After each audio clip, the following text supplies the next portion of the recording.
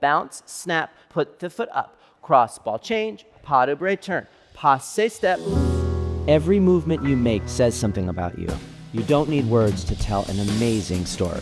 And the Emmy goes to Blackstone. Theater jazz gave me the freedom to express myself, and not only that, but ended up leading to something like an Emmy Award.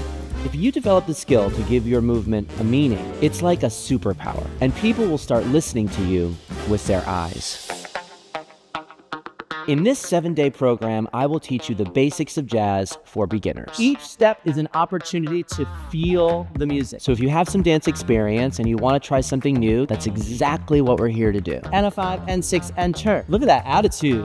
Woo! And by the end, you'll have learned a few pieces of choreography, each one telling their own little story. Boom, ba. Keep this tight. Pas de bourrée, turn, passe. As dancers, we work constantly on our technical skills, but storytelling is a skill that can be applied to any style of dance. Finish this off with the classic Jazz Square. Welcome to my 7-day jazz program on Dance Masterclass. Let's get started.